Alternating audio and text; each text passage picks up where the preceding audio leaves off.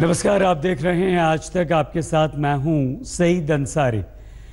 राष्ट्रपति उम्मीदवार पर जेडीयू ने सस्पेंस को खत्म कर दिया है। जेडीयू ने एनडीए के राष्ट्रपति के उम्मीदवार रामनाथ कोविंद को समर्थन देने का ऐलान कर दिया है। जेडीयू कल यूपीए की बैठक में हिस्सा नहीं लेगी। गौरतलब है कि राष्ट्रपति उम्मीदवार पर फैसला लेने के लिए कल कांग्रेस की अगुवाई में यूपीए की बैठक बुलाई गई है। जेडीयू के नेता केसी त्यागी के अनुसार कांग्रेस अध्यक्ष सोनिया गांधी और आरजेडी अध्यक्ष लालू यादव को इसकी जानकारी दे दी गई है। जेडीयू का ये कदम विपक्षी एकता को एक बहुत बड़ा झटका माना जा रहा है। उधर बिहार में महागठबंधन के सबसे बड़े पार्टनर आरजेडी के मुखिया लालू यादव ने साफ कर दिया कि वो विपक्ष की बैठक में जो फैसला लिया जाएगा उसे मानेंगे।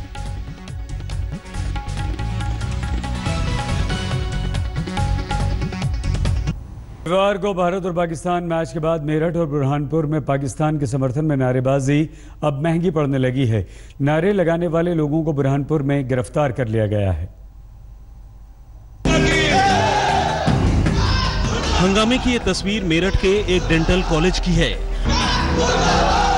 हिंदू संगठन के ये कार्यकर्ता इस खुलासे से भड़के हुए हैं कि चैंपियंस ट्रॉफी फाइनल में पाकिस्तान की जीत पर कॉलेज में कश्मीरी छात्रों ने नारेबाजी की थी। कॉलेज के क्लासरूम की तस्वीरें देखिए। छात्राएं बैठी हैं और हिंदू संगठन के पदाधिकारी उनकी क्लास लगा रहे हैं। सवाल उठता है कि इन लोगों को क्लासरूम में घुसकर इस तरह दादागिरी की इजाजत किसने दी? जरा इस तस्वीर को देखिए। इस छात्र को इन कार्यकर्ताओं ने पकड़ लिया। काफी समझा बुझाकर किसी तरह उस छात्र को प्रदर्शनकारियों से बचाया गया।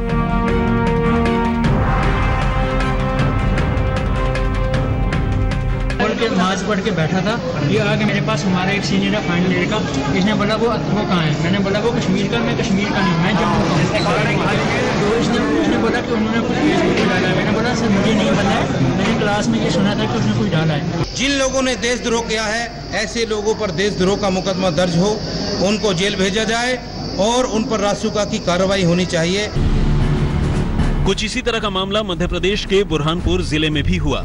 जिले की शाहपुर पुलिस की गिरफ्त में खड़े ये 15 नौजवान देशद्रोह के इल्जाम में पकड़े गए हैं। आरोप है कि रविवार को जब चैंपियंस ट्रॉफी फाइनल में पाकिस्तान की जीत पर शाहपुर थाना क्षेत्र के मोहत गांव में इन लोगों ने कुछ इसी अंदाज में जमकर खुशियां मनाई थी।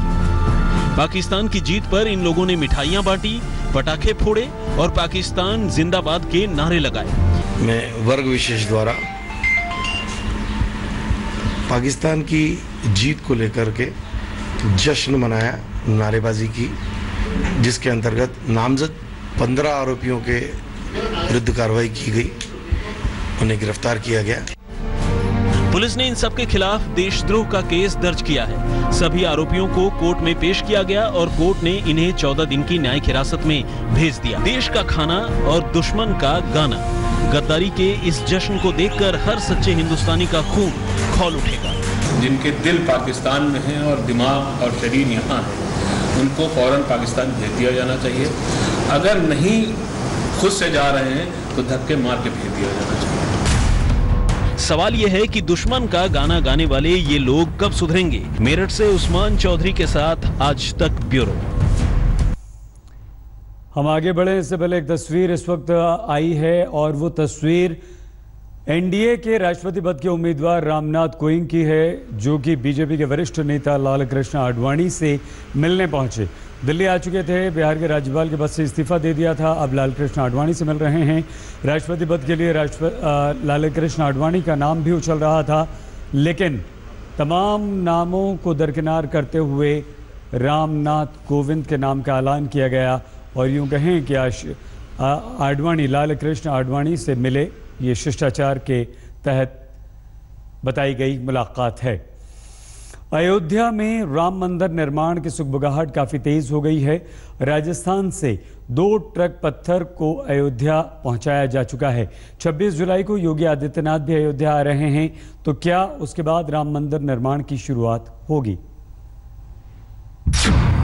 क्या अयोध्या में राम मंदिर निर्माण का काउंटडाउन शुरू हो गया? क्या मिशन 2019 के लिए योगी की अगुवाई में बनेगा राम मंदिर? क्या 26 जुलाई को योगी के अयोध्या दौरे से शुरू होगा मंदिर का काम? अयोध्या में राम सेवकपुरम की कार्यशाला में राजस्थान के वंशी पहाड़ से 2 ट्रकों में भरकर लाए गए पत्थरों की खेप ने एक बार फिर राम मंदिर निर्माण की चर्चाओं को तेज कर दिया है। 2 ट्रकों में कुल 130 टन पत्थर सोमवार की सुबह अयोध्या लाया गया। हालांकि रामनगरी में सितंबर 1990 से ही शिलाएं आती रही हैं, लेकिन अखिलेश यादव की सरकार में इस पर रोक लगी थी। और तलब है कि पिछली सरकार में फॉर्म नंबर 32 मुहैया नहीं कराया जा रहा था, जिस बाबत राजस्थान से पत्थर अयोध्या नहीं लाया जा सकता था और इससे कार्य में काफी बाधा भी हुई थी। लेकिन योगी सरकार के आते ही फॉर्म 32 मुहैया कराया जा रहा है। जानकार हमें बताते हैं कि तकरीबन 75 लाख घन फीट और पत्थर की आवश्यकता है, जिसे जल्द से जल्द ला लिया जाएगा राजस्थान से। 26 जुलाई को सीएम योगी आदित्यनाथ अयोध्या आ रहे हैं और स्थानीय साधु संतों का दावा है कि उस रोज मंदिर निर्माण पर बड़ा फैसला हो सकता है। दिगंबर अखाड़े के महंत सुरेश दास के मुताबिक सोमवार को बातचीत में योगी ने उन्हें ऐसा ही संकेत दिया था। योगी जी ने कहा कि अब बात करने की समय नहीं है, अब राम जन्मभूमि निर्माण के समय का आ गया है, इसलिए निश्चित रूप से जल्द निर्माण का कार्य शुरू होगा और आप लोग तैयारी कीजिए, तैयार रहिए। महंतों की उम्मीदें गलत नहीं है। केंद्र और यूपी दोनों जगह बीजेपी की सरकार है। ऐसे में इससे बेहतर मौका और क्या हो सकता है? संकेत की जरूरत नहीं है। मोदी जी और योगी जी का जन्म, अवतार और गद्दी राम मंदिर के निर्माण के लिए ही हुई है। यूपी की कमान संभालने के बाद अयोध्या में योगी काफी दिलचस्पी ले रहे हैं। उधर विश्व हिंदू परिषद का दावा है कि मंदिर निर्माण का करीब 65% काम पूरा हो चुका है, लेकिन मुश्किल ये है कि मंदिर का मसला अभी सुप्रीम कोर्ट में है। हालांकि आपसी सहमति की सलाह पर कोर्ट ने एक नई राह सुझा दी है। तो क्या अयोध्या में तेज हुई हलचल मंदिर निर्माण को लेकर किसी आपसी सहमति का इशारा है? बनबीर सिंह के साथ शिवपूजन झा, अयोध्या, आज तक। और अब खबर अंतर्राष्ट्रीय योग दिवस की। लखनऊ में प्रधानमंत्री नरेंद्र मोदी और उत्तर प्रदेश के मुख्यमंत्री योगी आदित्यनाथ ने योग में हिस्सा लिया। एक साथ 50,000 से ज्यादा लोगों ने योग किया। नरेंद्र मोदी ने इस अवसर पर योग से होने वाले फायदों को भी गिनाया। अपने पैरों को कंधों के बराबर की दूरी पर रखें।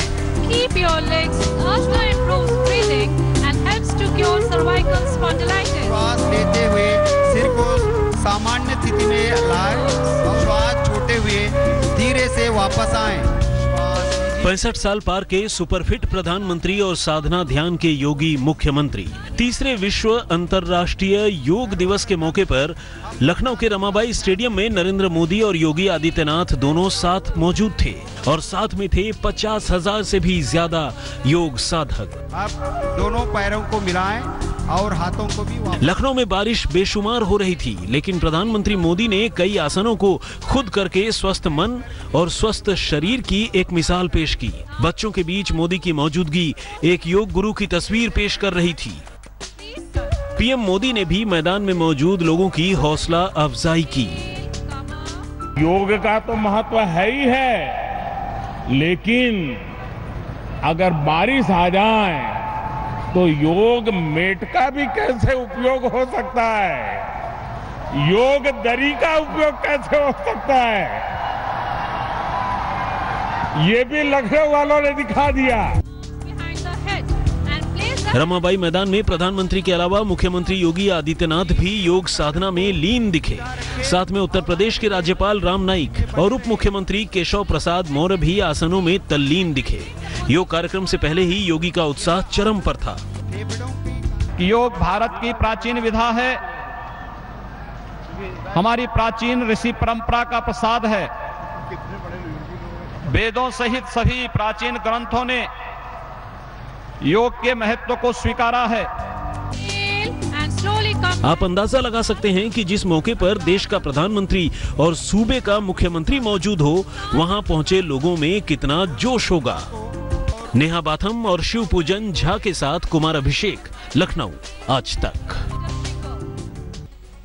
अंतर्राष्ट्रीय योग दिवस पर अहमदाबाद में योग गुरु बाबा रामदेव बीजेपी अध्यक्ष अमित शाह के साथ थे और उन्होंने वहां योग के कई वर्ल्ड रिकॉर्ड बनाए।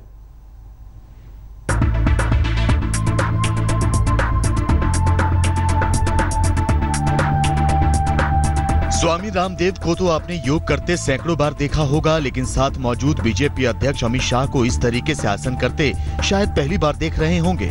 जी हाँ, ये योग का ही तो कमाल है कि जो एक ही मंच पर योग और सियासत के योगी को साथ लाता है। अंतर्राष्ट्रीय योग दिवस के मौके पर अहमदाबाद में योग गुरु बाबा रामदेव के साथ साथ अमित शाह और गुजरात के मुख्यमंत्री विजय रूपाणी ने कई आसनों पर हाथ आजमाया। योग के साथ साथ अपने चिर परिचित अंदाज में रामदेव ने विपक्ष को अपना स्वास्थ्य दुरुस्त करने के लिए अनुलोम विलोम की सलाह दे दी। अमित भाई जी ने अपना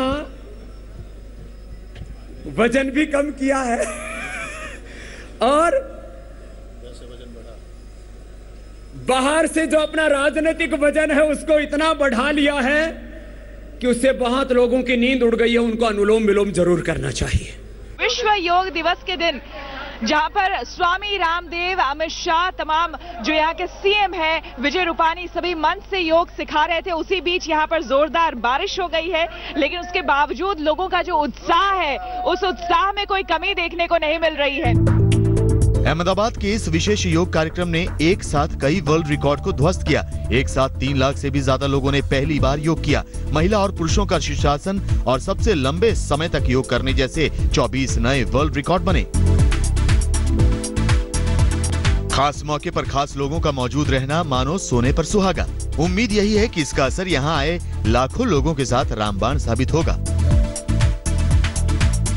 अहमदाबाद से गोपी घांगर और श्वेता झा के साथ आज तक ब्यूरो। बेनामी संपत्ति के मामले में लालू एंड फैमिली के खिलाफ इनकम टैक्स की जांच रफ्तार पकड़ती जा रही है। दिल्ली में मीसा भारती से इनकम टैक्स ने लगातार 7 घंटे तक पूछताछ की।